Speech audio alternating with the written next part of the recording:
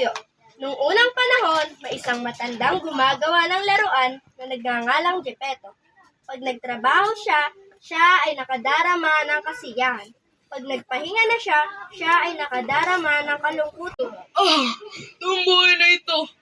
At wala man akong batang matatawag na aking anak. Isang araw, naglilok ng puppet mula sa kahoy sa anyo ng isang batang lalaki. Habang inilalagay ito sa aparador, sinabi niya, Tatawagin kitang Pinocchio. Nung gabing yon, sa labas ng bintana, isang malaking bituin na maliwanag na kuminang, dumungaw si Geppetto mula sa bintana at para makita ang kumikinang na bituin at gumawa ng isang imposibleng kahilingan. Kung magkakaroon ako ng isang kahilingan, iyon ay sana magkaroon ako ng isang sariling totoong anak na lalaki. Ang nasabing malaking bituin ang pumasok sa kwarto ni Geppetto. Nagpalit ito ng anyo ng isang asul na diwata. Ang asul na diwata ay lumipad sa itaas ng kama ni Geppetto at sinabi sa natutulog na si Geppetto, Matalinong Geppetto, binibigyan mo ng kasiyahan sa paggawa ng mga laruan at relo at ngayon ako naman ang tutubad sa iyong kahilingan. Pinuntahan niya si Pinocchio at sinabi, Munting puppet na kahoy, ikaw ay makakapaglakad, makakapagsalita gaya ng totoong bata. Tinapik niya ang puppet ng isang beses gamit ang baston niya. At kung mapapatunayan mo na ikaw ay totoong matapang na bata, balang araw ikaw ay magiging totoong bata. Ang mga mata ni Pinocchio. Sa isa pang mahika ng diwata, isang kuliglig ang lumitaw. Ito si Ginoong Jiminy Cricket, siya ang magiging konsensyan mo. Mananatili siya sa tabi mo para tulungan ka sa paggawa ng tamang desisyon. At pagkatapos, lumipad ang asul na diwata at naglaho. Nang magising si Geppetto, kinaumagahan, sinabi niya, Ko ang aking Pinocchio sa aparador para tapusin pa ang isang panghuling detalye. pero walang laman ang aparador. At si Geppetto at nagsimulang halughugin ang buong bahay nang biglang isang boses ang narinig sa kabilang dako ng silid. Ama, narito po ako, Ama. Nagsasalita ka? Opo, Ama. Ako po si Pinocchio, ang anak niyo. Paano to nangyari? Mabilis niya itong pinuntahan at niyakap ang puppet na kahoy. Pinocchio, anak ko! Masaya niya itong sinabi.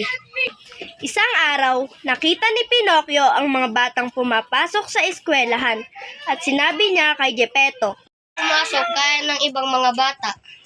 Nang araw din yon, bumalik ng bahay si Geppetto nang may dala ng mga libro. Ngayon, makakapasok ka na. Nang sumunod na araw, nagpaalam si Pinocchio kay Geppetto. Siya ay masayang nagtungo ng eskwelahan. Habang umuhuni, ang kuliglig ay nakasakay sa kanyang balikat ay masaya rin. May lumapit sa kanyang dinaraanan. Ito ay ang ganid na soro at ang hangal na pusa. Gandang bata mo naman at saan ka naman pupunta sa napakagandang araw na ito? Papasok ako sa eskwelahan. Dapat sumama ka sa amin sa perya. Inilagay niya ang braso niya sa paligid ng braso ni Pinocchio. Makinig ka sa akin, ang lahat ng gusto mo malalaman, matututuhan mo yan sa perya. Talaga? Gagawa ako ng kasunduan at maniniwala ka sa akin. Maniwala ka sa kanya, hehehe. Manahimik ka hangal, huwag mo siyang pansinin. Pinocchio, pumunta tayo sa perya. Makikita mo mismo. Pinocchio, hindi niya alam ang pinagsasabi niya. Pinitik ng soro ang kanyang daliri at tumalsik palayo si Jiminy Cricket. Pinocchio, Pinocchio, huwag ka makinig sa kanya. Sige, pumunta tayo ng perya. At doon sila nagtungo. Wag, Pinocchio, tigil! Pero si Pinocchio, ang soro at ang pusa ay hindi siya narinig. Nasa loob na sila ng perya. Sa entablado, nagaganap ang isang pagtatanghal ng mga puppet. Isa rin akong puppet, kaya ko rin sumayaw ng ganyan. Tumalon si Pinocchio sa entablado at nagsimulang sumayaw kasama ng ibang mga puppet. Lang naghiyawan ang mga tao. Tignan mo ang bagong puppet. Wala itong PC. Walang PC, nakakamangha. Ang lahat ay tumawa ng tumawa. Naghagi sila ng mga barya sa entablado. Isang nagngangalang Stromboli ang nagpapatakbo ng perya. Ang nakakita sa mga bariyang itinapon sa entablado. Siya ay isang gypsy at malupit na tao na talaga nga namang napakasakim. Hehe ngayon, he. Sabay himas ng baba. Ito ay walang PC at lang magpapayaman sa akin.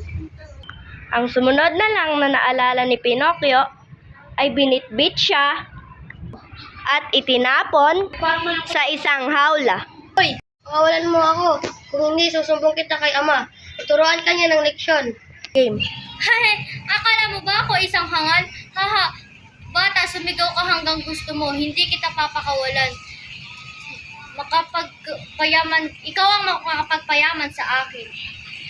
Pagkatapos makaalis ni Stromboli, sumigaw ng saklolo si Pinocchio.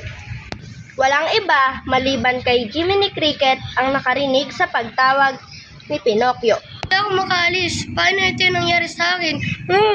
Lahat na ito ay dahil hindi mo ako papansin. Huwag ka nang umiyak, kasama mo naman ako. Hahanap tayo ng paraan para makatakas. At nang biglang, poof! Biglang dumating ang asul na diwata. Pakiusap, pwede mo ba akong tulungan? Sabihin mo muna sa akin kung paano ka napunta sa hawla na yan. Nagsimula siyang magsinungaling sa diwata tungkol sa nangyari. At sa kanya sinabing, Nanakawan pa ako. totoo ba yan? Nakasimangot niyang sinabi. Nagsimulang humaba ang ilong ni Pinocchio. Tama, nanakawan ako ng dalawang lalaki. Ay mali, 4 pala. Lalong humaba ang ilong ni Pinocchio. Kinuha nila ang libro ko at pinunta nila ako dito. At tinapon nila ako dito sa hawla. Humaba ng humaba ang ilong niya. Hanggang wala na siyang makitang iba sa kanyang muka, kundi isang malaking higanting ilong na may pugad ng ibon. Bakit napakalaki ng ilong ko? Pinocchio, dapat alam mo talaga ang katotohanan. Kung sa bagay, gusto ko po pumunta sa perya. Nagpunta ako dito kasama ang soro at pusa. Umikli ang kanyang ilong at nahulog ang pugad. Tapos may naglagay sa akin dito sa kulungan. Ang ilong niya ay bumalik sa normal. Magaling, ngayon ay papakawalan na kita dito. Sa kumpas ng kanyang kamay, nakawala sa hawla si Pinocchio.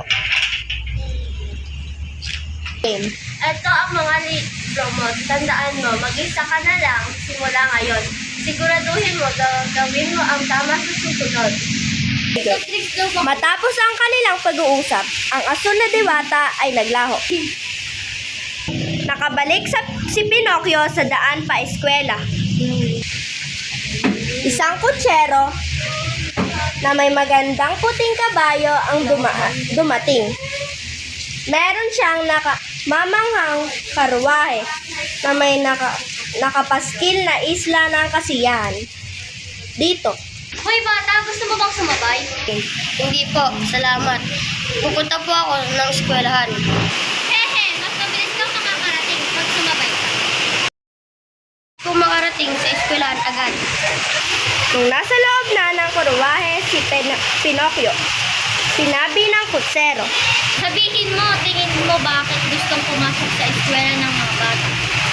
Para matuto at lumaki sa palagay ko para magawa ang gusto namin. Kung ganon, paano kung sabihin ko sa'yo na magagawa mo ano mang gustuhin mo din? Ngayon din? Oo, isipin mo, kalimutan mo eskwela. Ngayon din, gusto mong bang maraming candy at na makakain? Lahat ng candy? Oo, sorbetes rin lahat ng mga lasa ng candy. Lahat ng ito ay marami pang iba sa isla ng kasiyahan. Isla ng kasiyahan? Magandang lugar sa batang tulad mo. Kanya, Pinocchio! Tayo na! Alam mo na kung nasaan ang isla ng kasiyahan. Mas maswerte ngayon, bata. Ano ang palagay mo? Tayo na doon. Pupunta ako sa isla ng kasiyahan. Hi! Eto na naman tayo. Ilang sandali pa, huminto ang kutsero. Hindi na makapaghintay si Pinocchio. Habang patingin-tingin, ang lahat-lahat ng sinabi ng kutsero sa kanya ay totoo. Nagkalat ang mga candy sa lahat ng sulok. Iba't ibang lasa ng balde-baldeng sorbetes. Ang mga bata na gaya niya, kain ng kain at maglalaro buong araw. Walang kailangan magtrabaho o maglinis. Pero matapos ang ilang araw, para bang may kakaiba. Kaya tinanong niya si Jiminy Cricket. Saan na napunta ang mga iba pang mga bata? Mga buriko na lang ang nakikita ko. Siguro, ako maraming batang narito sa paligid. Nung sandaling iyon, isa sa kanyang tenga ay biglang naging tenga ng buriko. Siguro, Tapos, ang kabilang tenga niya din ay biglang nagbago.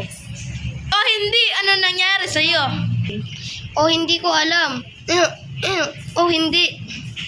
Ngayon, alam ko na naging buriko ang mga bata nito, tapos sila ay ibebenta. Pinocchio, kailangan mo nang makatakas dito. Takbo, dali! Habang kaya pa natin. Tayo na. Niyo. Takbo, dali! Tumakbo sila palabas ng isla ng kasiyahan.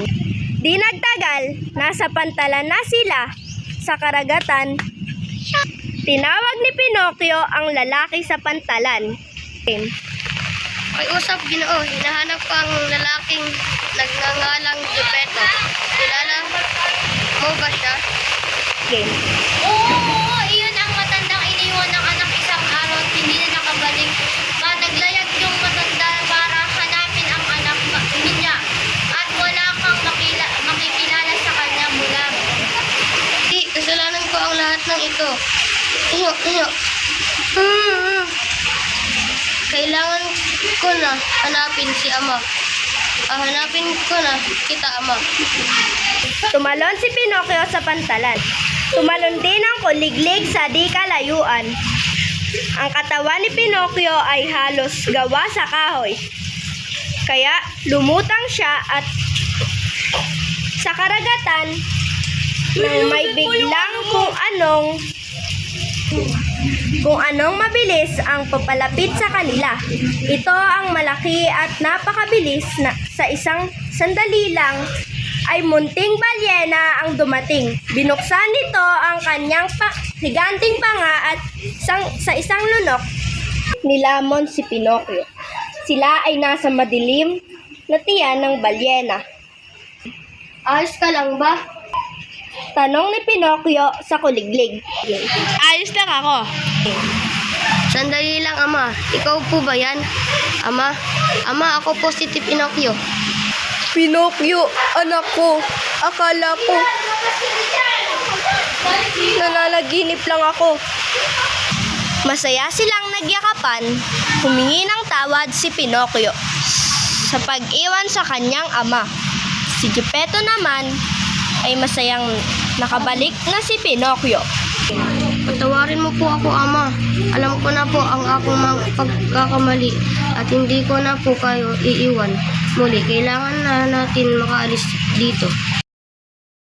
Meron akong ideya. Gumawa tayo ng apoy na makakapagpalabas sa atin dito. Nangalap sila ng mga kahoy na hindi sinasadyang nalunok ng balyena at nagsimulang gumawa ng apoy. Ganito natin mapapabahing ang balyena. Winasiwas ni Pinocchio ang braso niya sa apoy para gumawa ng usok. Di nagtagal, dumami na ang umaangat na ulap ng usok. Umubo ang balyena at pagkatapos sa isang malakas na pagbahing, sina Geppetto, Pinocchio at Jiminy Cricket ay lumipad palabas sa butas ng malaking balyena. Gumulong sila ng gumulong sa ibabaw ng karagatan. At sa wakas, nakarating sila sa isang pampang.